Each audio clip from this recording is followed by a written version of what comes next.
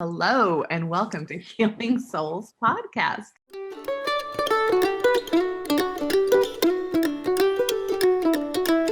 This is Natasha Helfer. I am your host, and I am super glad to have my guest, Kristen Bennion, on with us today. We are going to be talking about some sensitive topics these days, with so many things that I think we've been seeing in the news. And, obviously the last few weeks here in the United States have led to a lot of civil unrest and very disheartening, happenings, especially on the Capitol building.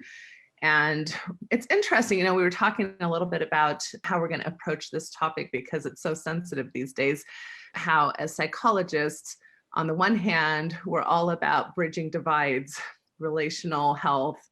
How do we, do a lot of what Biden was talking about yesterday with unity, driven kind of ideas. On the other hand, whenever there's, kind of human behavior that we're concerned about, there's a psychological, kind of explanation or research that goes into that. And it's important, I think, to be able to talk about these topics without necessarily automatically seeing it as divisive, just the fact that we're going to talk about them. So I'm hoping that that's the spirit in which we can have this conversation tonight. Hopefully our listeners being willing to just kind of see what we have to say.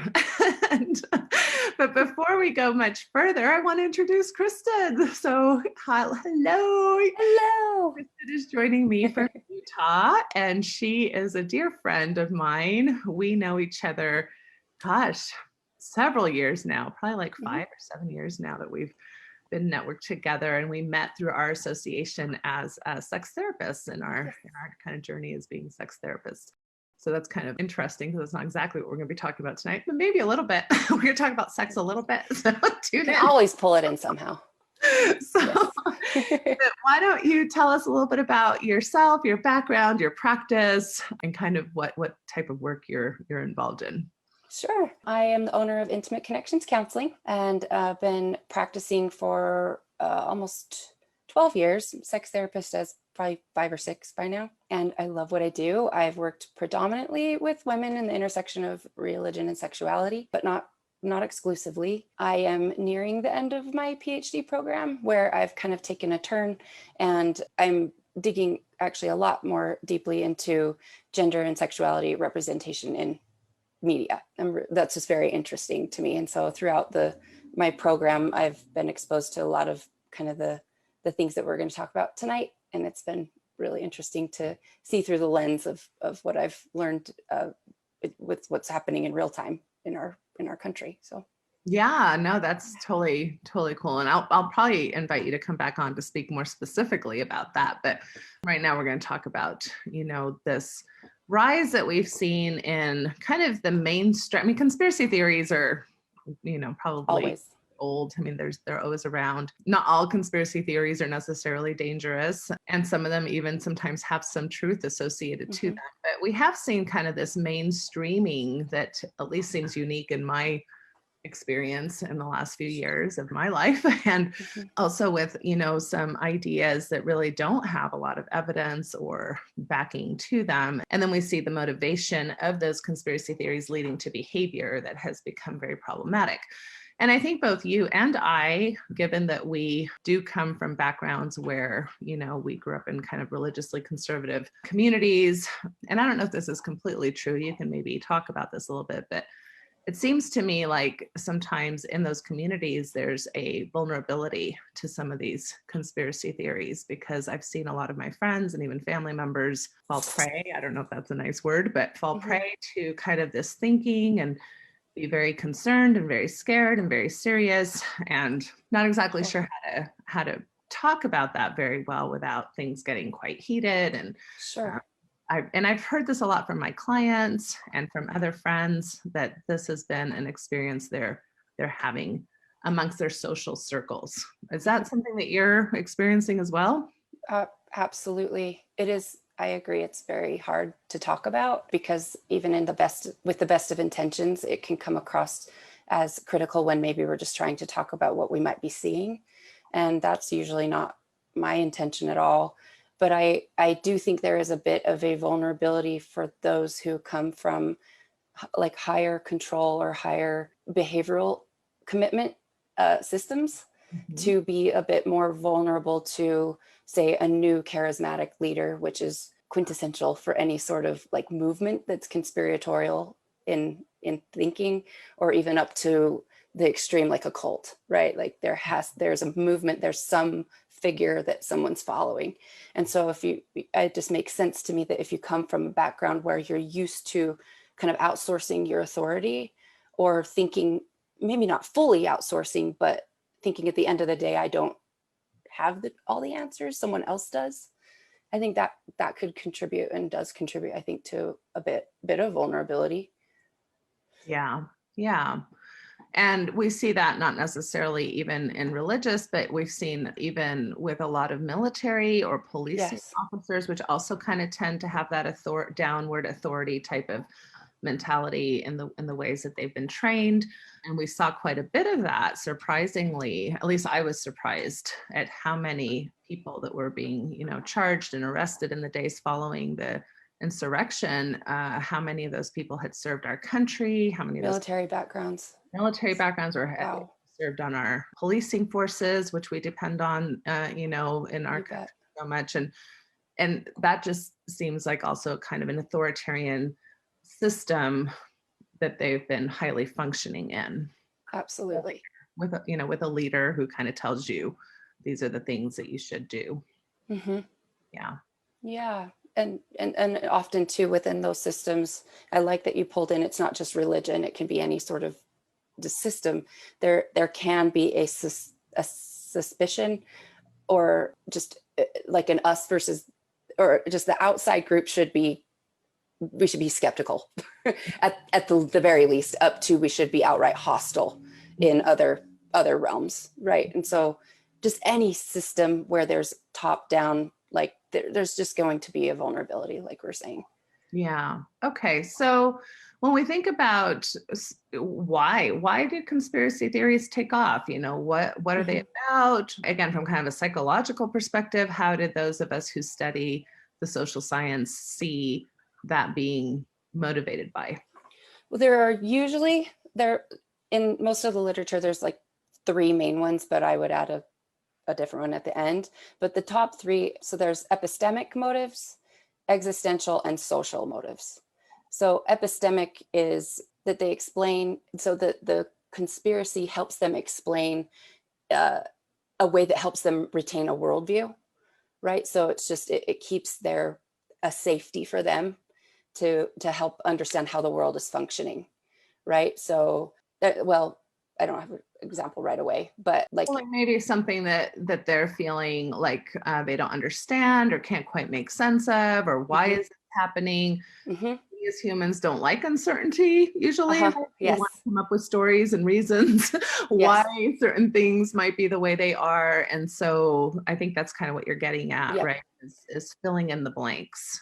Yes. And uncertainty is a theme that I think will pop up a lot in our discussion tonight, because I think that difficulty tolerating uncertainty, and I'm getting a little off, but that is, I think, an underpinning psychological factor that does predispose people to conspiratorial thinking, I think. Yeah. Okay.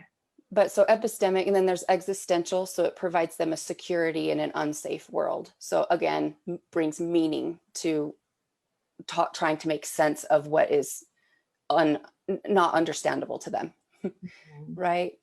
And then social motives. So it can, this one's often, it helps explain my misfortunes, like why it hasn't worked out for me, but it's worked out for all those elites, or it's worked out for all the X, Y, and Z people, but not me. Kind of maybe persecution a little bit, or, it kind of has some social explanation for it. It's all starting to make sense to them. Right. Right. Because, well, and quite frankly, we do live in kind of a prosperity culture. And what I mean by that is a lot of times the message is, if you do this and this and this, you should be able to get this and that. Yes. Yes. You go to college. It's the American dream. Right. If you work really hard, if you pull yourself up by your bootstraps, if you do these things, you will do great. And yet, there is a lot of uncertainty. Not always are we rewarded for our efforts.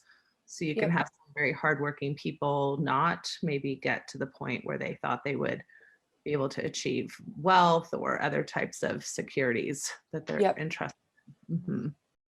And so I would add on top of that, so anytime there's a like widespread conspiracy theory or just something to be taken that's just going crazy, and I mean, they're found throughout history from the Salem witch trials, even before then, all the way up through the satanic panic of the 80s, stranger danger of the 70s, like just QAnon now, like they're always precipitated by major social changes, social mores changing, right? So Mhm. women's rights, gay rights, civil rights, like just any big shift that's happening in the construction of what society is supposed to look like. And I'm using major air quotes with that for people who might be just listening to audio, you know, that can really breed a lot of worry about, like, we need to explain what's happening, like Mhm. that feeling. And often that's the devil or you know, the other political party is causing this and they're doing it to usurp power, or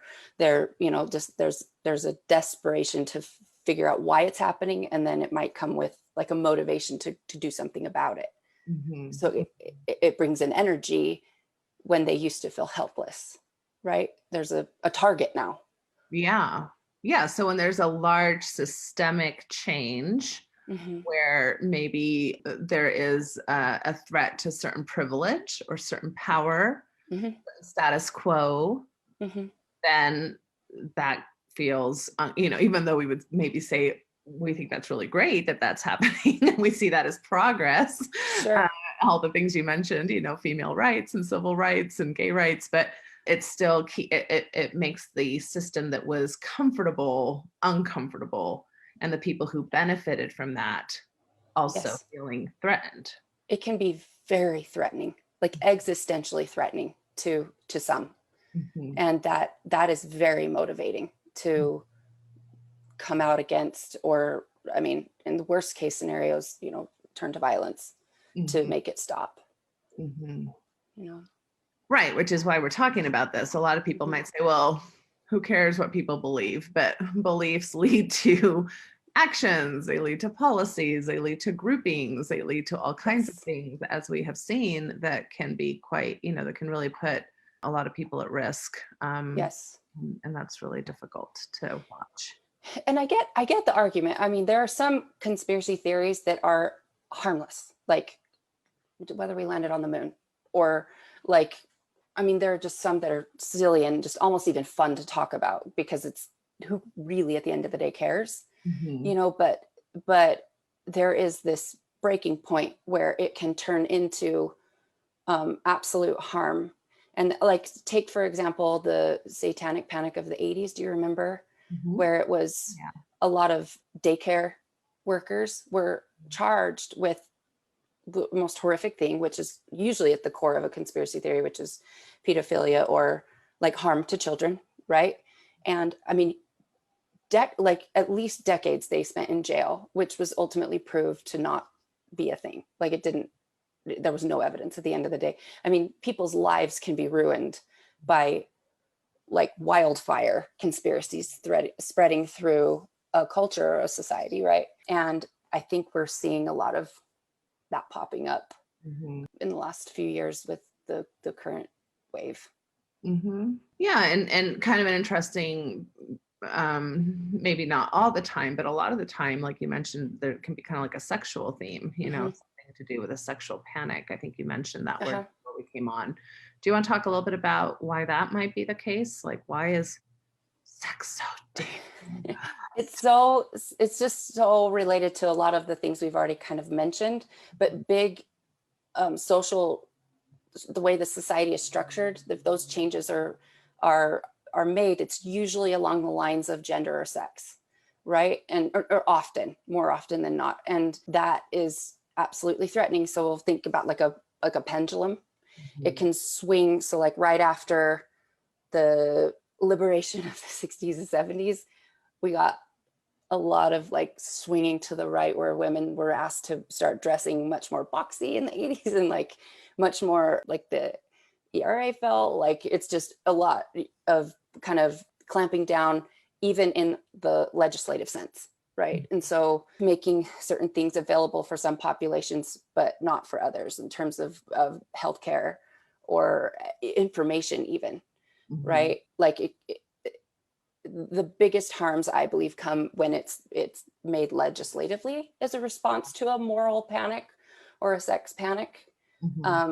And that's why I think a lot of people get a little confused with, why are some people saying it's not like X, Y, and Z is not as bad as they're saying it is, or maybe we need to think about this a different way. It's because there are actual real harms that come through legislatively to prevent people from accessing what that I believe are their rights, you know, even through a non-legislative lens.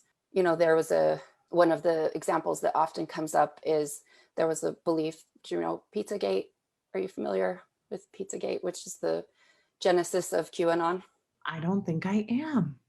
Well, so there was this belief going around that Hillary Clinton was running a child sex ring out of a pizza parlor I guess I didn't realize it was a pizza parlor. In Washington, D.C. And, you know, like the vitriol bubbled for so long, someone actually ended up taking a gun in there and bringing violence to that pizza site. And I mean, it's been attempted to have, you know, been burned down or whatnot even since. And so, I mean, like, there are actual physical harms that can come from things that actually don't have what we would think of as actual evidence. Yeah. Yeah. Well, and when you mentioned the social factor, another thing I thought of is just the power of belonging to a group. You know, we know that we're all kind of pack animals or tribal creatures. Yes. And group belonging is just such an important part of feeling important, feeling special, feeling unique, feeling valued, feeling heard. So we have a group of people that kind of all congregate on something, especially when it has a kind of a moral panic or something that kind of has an anxious type of energy. That's very seductive. That's very empowering, you know, and can very really connecting. Yeah, sweep you, get all your hormones off and running. Yeah. Yes. Yeah. Yeah. It's absolutely part of it, I think, too. So if you think about like what happened over this last year, I think it was an absolute recipe for disaster, right? Like the isolation factor for so many people and the economic uncertainty. Oh my goodness. With fuel from things being said in the media and through many outlets, you know, but the isolation at home and starting to not be able to connect with those who they might have connection with, but they can connect through this online forum, which is essentially radicalizing, you know, to a belief system that ultimately led people to want to storm the Capitol. Yeah. You know, and it was, I believe, an absolute recipe for disaster and tragic. Yeah. Yeah. And it is a story that repeats itself, right? Yep. And we can see lots of this. So okay, so we've talked a lot about what's the motivation. Let's talk a little bit about why they're dangerous. I mean, we're kind of getting into that. Obviously, you know, they can lead to kind of a frenzy or like a righteous anger. And, you know, and we don't have to look far in history for people to be very justified in using violence for moral, righteous feelings of distress and protecting, you know, your turf, you know, self-protection. Yep. Mentioned protection of children, protection of your country, protection of your family, your home. And so there really can be a motivation for violence, which is very, of course, very scary and can lead to full-fledged wars, you know, and calamities. But even if it's not full-fledged wars, it can lead to isolated forms of violence that can really like relational violence. Like it can really, I mean, there's been a lot of people just even taking this last year, I don't even believe this is anecdotal. I think it's pretty widespread that just a lot of people couldn't even be at Thanksgiving dinner with family. You know, I mean, there's real relational and spiritual harm that can come from feeling so passionately about something that is unable to bring connection with those that you find like that you're the closest with. Yeah. And I think that has done incredible harm to relationships across our nation and worldwide right now. But yeah, I can't tell you how many people this Thanksgiving told me in session something along the lines of, maybe it's not so bad I can't be with my family this year. I just need to take it off, taking this off. Yeah. I'm like, oh wow, that's that, you would have thought I would have seen more of like, oh, really sad, we can't have our current traditions. I mean, there was that too, but I'm just saying, I'm surprised at how many people were kind of like, it's nice to have that ready-made boundary for excuse. Yeah.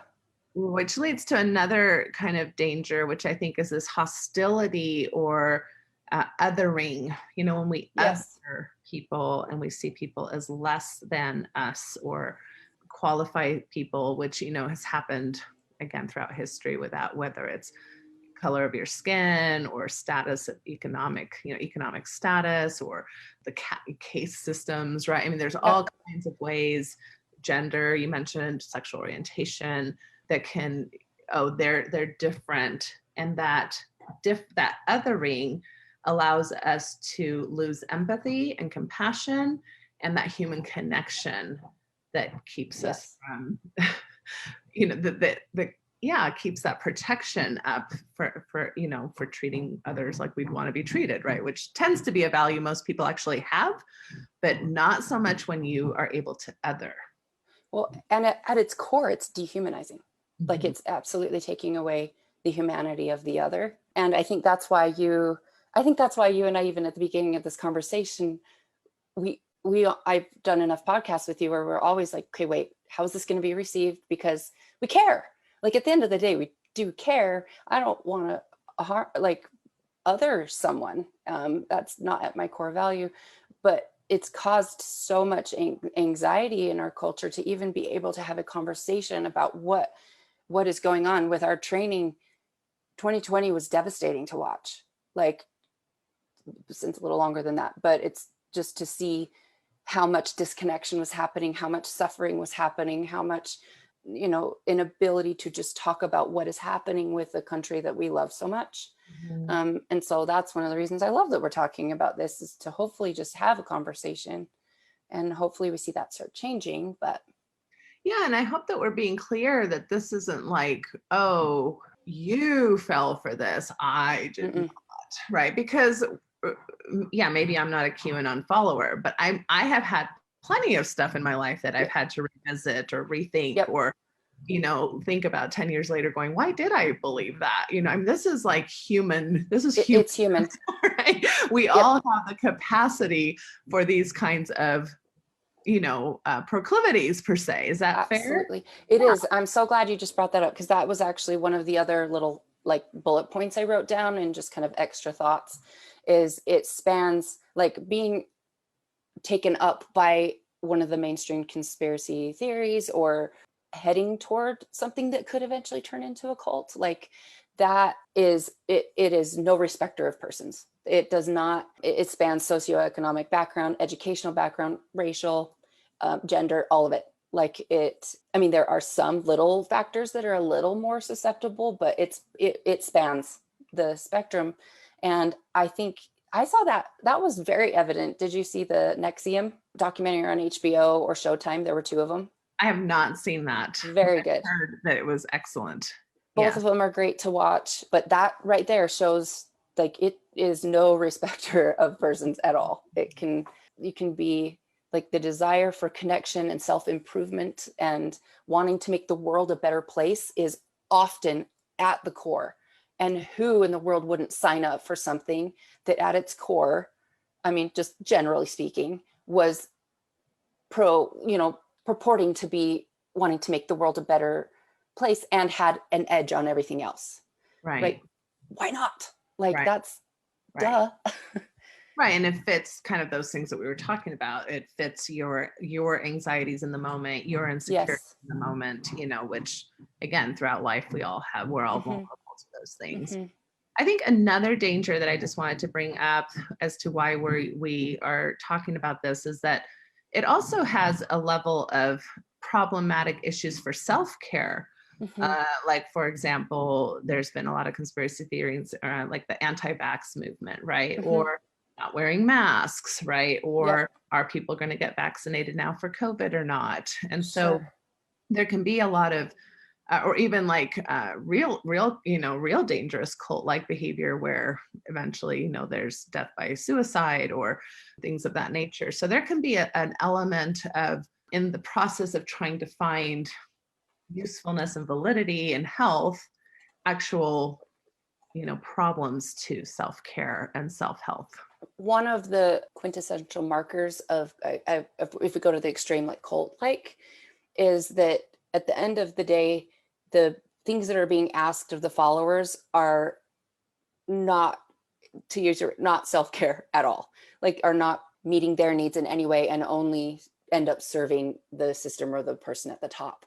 Mhm. So it doesn't start out that way at the beginning. It's like, look at this new amazing self-help thing, like in terms of NXIVM or Scientology, or like it's really great. Look at this new community. I found my people. Like I have finally found my people. And then their house is being turned over to the title of their house or their car. Like they're being asked to cut people out of their lives, and it just that their personhood just keeps getting chipped away, and that we're all susceptible to it. Yeah, right. Okay, so we talked about motivation, we talked about why it's a problem and why we're bringing it up, and I do think it's the ethical responsibility of people like in our positions with our type of education and training to be talking about these things, whether it's physicians or mental health clinicians. And one thing that I was actually very proud of is that several of our associations, psychological associations, did come out and make statements, even political statements, against kind of the past administration, not because it's Republican versus Democrat.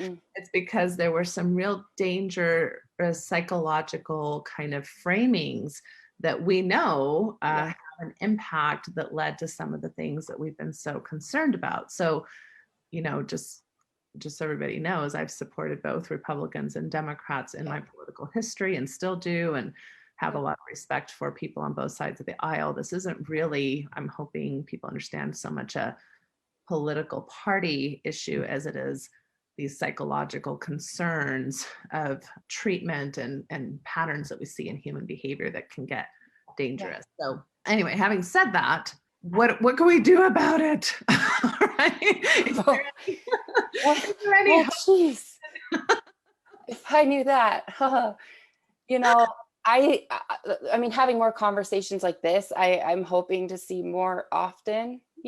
I think there's a lot of things that are going to need to be done in a big systemically. A lot of what the problem over the past, and I feel like problem is an understatement of the past few years, but specifically 2020 was the just ignitement of disinformation, and people being so careless with what is true and what's fact. And I'm hoping that there are some changes that we can see overall, but in our individual lives, I think compassion goes a long way, and understanding. I feel like I do understand why some of those people stormed the Capitol. I have a lot of thoughts about it, but I see a lot of suffering and a lot of feeling really disenfranchised, and I can understand that, and I seek to understand. That's a value of mine. And so I think doing everything we can to be a safer place to talk with the people in our lives, but I do understand that some people are not allowing that to happen. We can want to be there as much as we can, and maybe they won't let it, but anyway. Yeah. Have you had thoughts? Well, and I mean, the sad truth is that there isn't, this is a difficult issue. There isn't great recourse. Mm-mm. In other words, from the reading that I've done, dispelling conspiracy theories or getting people to change their minds or leaving a cult or things like that is very challenging and not always forthcoming. I think examples that some people might relate to are kind of the classic, second coming cults, right? So on February 2nd of 2005. Oh, like end of days. Yeah, we Yeah. are going to gather on this hilltop because, whatever, the light will come down, and the charismatic leader, again, like you mentioned, is spouting this theory and this prophecy, and everybody's like, let's go. And of course, that's what happened with QAnon too, with January 6th. In January 20th, people were waiting for this like kind of last minute military takeover. And then it happens. The day passes, the light does not shine down. And you'd think at that point that reason would set in. And this is where I think we make a mistake as humans. We think logic is very convincing. And what we actually see is that what happens in those groups is they go, oh, it didn't happen today. We must be wrong about the day. Move the goalpost. They just move the goalpost, and they all go back to their happy, kind of like, place where they gather. And it's not like, in those moments, people say fraud and how dare you and how could you have lied to us. We really just look for confirmation bias. We want to believe in what we believe. We're attached to what we believe. We've invested a lot of that worldview. Right? Like to change a worldview, you and I both know how traumatizing that can be. And so people go to the most extreme lengths to protect the way they see the world. Right. So logic is not the answer. Although, I mean, at times when there's consistent, repetitive, respectful evidence that is consistently put forth, eventually that's been shown to have an impact, which kind of goes back to what you were talking about, which is how do we bridge these divides? How do we sit down in these spaces where maybe I don't have a lot of respect for your ideology, but maybe I have still respect for you as a fellow human being, right? And like you said, seek to understand. And that's very challenging. That's very challenging, especially when not both parties are as willing to do that. Sometimes there's one party that's more willing than the other, especially thinking of families and. Yeah, especially, and I think a factor we haven't really touched on yet for those that are a bit more susceptible to conspiratorial thinking, up to potentially being susceptible to cult, like joining, is really, remember that what I was saying a little bit with the difficulty tolerating uncertainty. So the swinging to the other side is rigid. Like, I know this is happening. I know that there's a cabal of powerful people running a pedophile ring. Like, I know that because it makes sense. And like, it is, when someone's in that level of rigidity, we have to consider that aspect maybe first before trying to talk them out, because that's a pretty fixed, as you know, and we know with our training, like that, you don't come at that with a sledgehammer. Like that would go terribly. Yeah. Well, and that's the thing, is that a lot of times people think, oh, it's reason that wins out emotion. And what we know through the research and through a lot of, was it Jonathan Haidt's book? A Righteous Mind. Yes, The Righteous Mind, where really it's not, if reason was so reasonable, many of us would have a lot of the same ideas. We would all use it. Yes. But we've all had emotional experiences for which we take those logical ideas and we sift them through our emotional experiences that then, equate to what makes sense to us, and why we have the same information come at this, two very similar people and have varying results. Which makes so much sense to me. And I hate to keep bringing up the NXIVM thing, but it was the last one I watched of the kind of cult, like what happened. But it's the emotional connection and that just joy in connecting with others that was the entry point. And then they can enter in the things, those in power that are totally unethical. Just the words don't escape me to even what to label them, but just they can enter in those aspects of the cult later, because there's already been this emotional, deeply felt connection and experience. And I just think the way out of it is probably similar. Mm-hmm. You know, it's probably that simple, actually. Mm-hmm. You know, that so if we can stick with human connection and be patient, which I know is easier said than done, but I'll still say the words, you know, it still rings true to me. Right, right. Yeah, for sure. Well, and I think, you know, it's interesting because I think too, a lot of times as humans, we are kind of in between competing principles. You know, like on the one hand, I don't think anybody would say you should always trust authority. You should always, you know, believe each and every scientist out there, you know, or things like that. Like it's good to have some critical thinking skills and to challenge and to be able to ask questions. And, Yeah. you know, that's healthy, and it's good for people in authority and who have trainings and things to be questioned and to have to think about their theories and their evidence, quote unquote. On the other hand, it's also not good. The other side of that is kind of anarchy. Like we're not going to believe in any authority. No, none of it. Nihilism. All authority is bad. Yeah. Yeah. You Good know, point. and the person with like, you know, a degree in welding is just as much an authority on cancer as the person who went to, you know, medical. Very good point. So, yeah, I think authority does matter when it's checked and when it's critically thought through and questioned. And, you know, and also people who maybe have more of a lived experience also matter because, you know, maybe they don't have the training, but they've lived through the cancer treatment or they've lived through something that's problematic, that their experience is important to listen to. I totally agree. I love that point. I think it's very just kind of paints kind of the complexities of what's happened politically and in our culture, just those tense points, those tensions.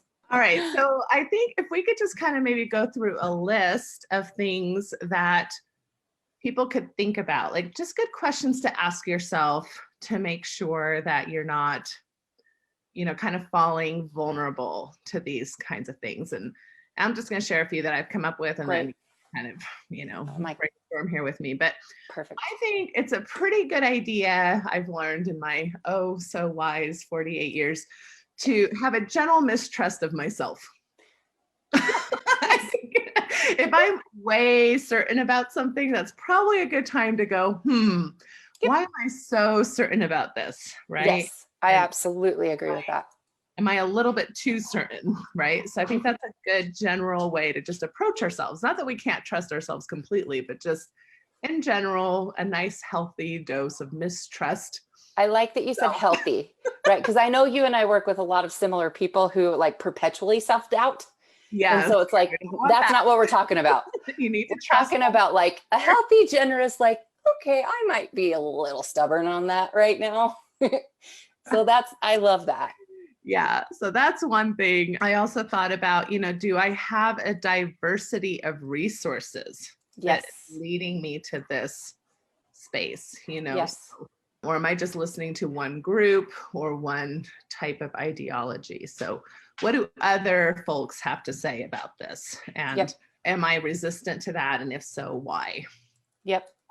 Is that fair? Exactly. And then I think the last one I had is just kind of back to your comment about rigidity is, do I tend to be somebody who has some level of flexibility? And I admit I'm wrong. Can I say I'm sorry? Can I say, let me think about that? And which are all kind of flexible traits versus that staunch, you know, kind of like rigid, right, no matter stagnant. What. Absolutely.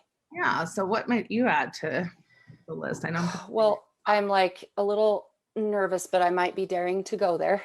Okay. Just because there's so much. I know. Yeah. So when it comes to news sources, I just know there's a lot going on right now, but do the sources that I look to give a crap about journalistic integrity?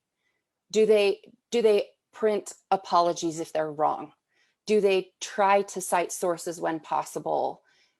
Are they consistent with other news sources across that are totally And are they not? And is that interesting? Like maybe there might be a good reason that they're doing something different. But I do think that I just think there has been a real lumping in to like media is problematic. And every time someone has said that, it's like, that is too big of it's such a big concept. It's like saying the economy is problematic. It's like, uh-huh. Yeah, there's stuff that we need to talk about, but also like that's way too oversimplified. Mm-hmm. And we still need to be able to get news, or we're going to swing to more problematic isolation. And so there are news sources that are dedicated to journalistic integrity that will print apologies, or they'll, they at least pretend to care. Yeah, they'll correct, Yeah. mistakes. And then there's others that they will spout off things and do not care if it's framed in a way that is so uncharitable. And, and so I think it's important to look through that lens when we are taking in information. Yeah. Yeah. And as you mentioned, the media, I think it's also important to be careful about how much time we are spending in spaces that are meant to be somewhat vitriolic, Yep. right? Like, at So some true. level, all news is kind of trying to get your attention, Yep. even fairly, middle of the ground news sources. But and we know that there's a slant towards negative news because we as humans pay attention to negative things more Yep. than positive things. One of the things Yep. I did a few years ago that I'm really glad about is I followed certain like positive news threads, like on Facebook or something. Love that. All they do is just post like, things that are happening that are cool, people that did nice things, or new research that was, created, or new medicine that was founded. I love that. And that has been really helpful to see that in my thread. There's a great, I wish I knew the name of it right now, but there was a great thread that I followed. If I can remember it, I'll try to put it in the comments, but of good news of Black folks, like I love what that.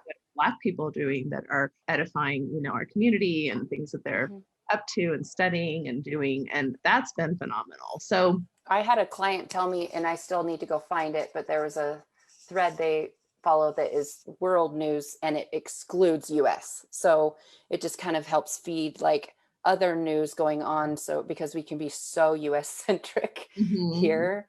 And I mean, what we're talking about is cultivating our feeds and like making sure we're in the driver's seat with as much as we can be with our own news feeds. Information that is being kind of, in a sense, indoctrinated into our brains. We indoctrinate ourselves. Yes. All we're doing is listening to one news source. Yep. So I think, and that can happen on both sides of, the typical aisle per se. You bet. Yeah. Okay, good. Yeah. And I think, one thing that I think is good practice just from a differentiation skills, because most of us, when we hear an idea that we don't like or agree with, we get prickly, however that shows up in your body. I think it's good to be mindful about how that shows up in your body. So I feel it kind of like this heat in my chest and my throat, and I start getting like my eyebrows start furrowing. Yes. So I start looking very concerned. Yes. I'm probably not very pleasant to yes. be on the other side of the aisle. Yep. So I have to notice my own physiology. And so also, am I able to, instead of immediately retort, like you're wrong, or I don't agree, or actually this is, the truth, am I able to instead ask a question?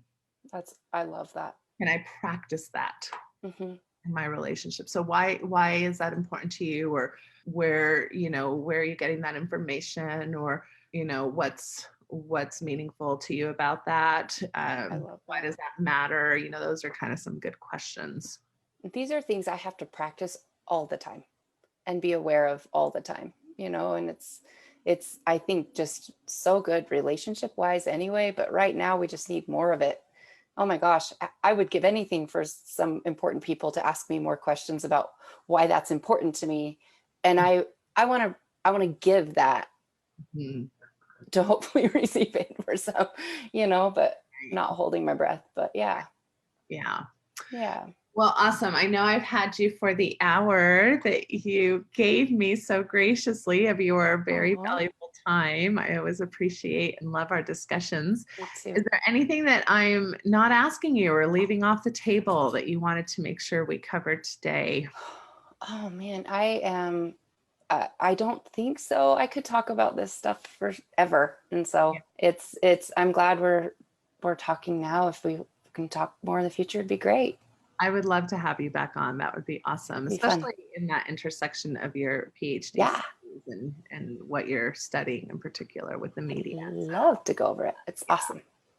All right. So hopefully the takeaways from today is we're all susceptible. We're all human. Be nice. The what? Be nice. Be nice. Especially when it's hard. That's the most important time. Right. Especially when it's hard. Yes. And being nice doesn't mean that we can't hold people accountable. I love that. Yes.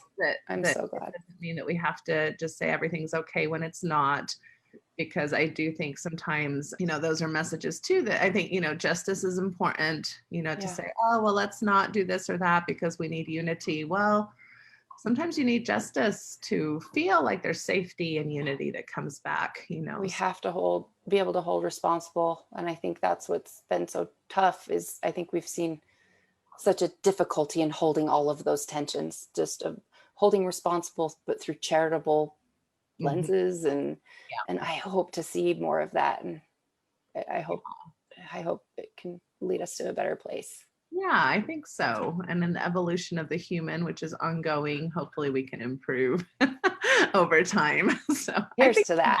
I think we have, it's just an ongoing process. And in the grand scheme, I will say, studying conspiracy theories throughout history, we're fine. Which is hard to remember during times like this, but there has been horrific things happen to people based on nothing, like based on difficulty tolerating uncertainty. Like we're okay, but it's still, we still got some stuff to work on. We need to work on these issues that can still cause harm. A lot of harm. Yep. Well, thank you, Kristen. I hope you have fun evening, and we will definitely reconnect. And I hope everybody that's listening got something out of this to at least try to take home and a little tip here or there to practice. So we can all practice, and I'm going to commit to that as well. So me too. Thank you. Thanks, Natasha. I'll talk to you soon. Bye-bye. Okay, bye.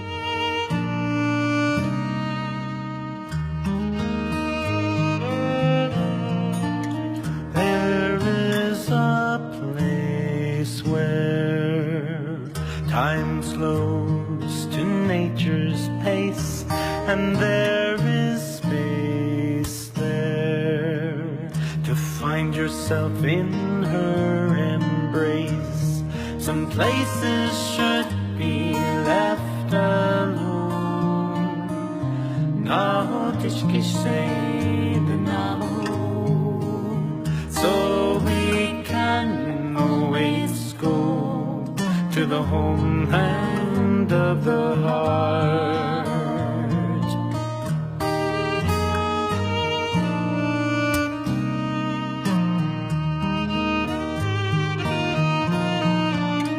"10,000 years of our human history etched on her canyon walls, alongside Earth's mysteries. Some places should be left alone. No tishki so we can always go to the homeland of the heart, to the homeland of the heart.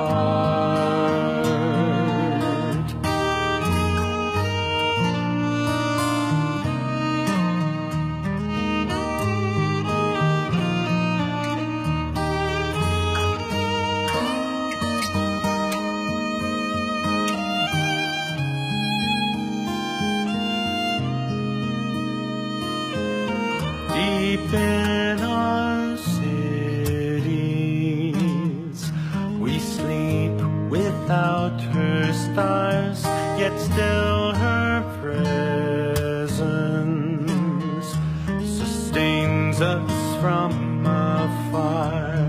Some places should be left alone. Något ikke skjeden av so we can always go to the homeland of the heart, to the home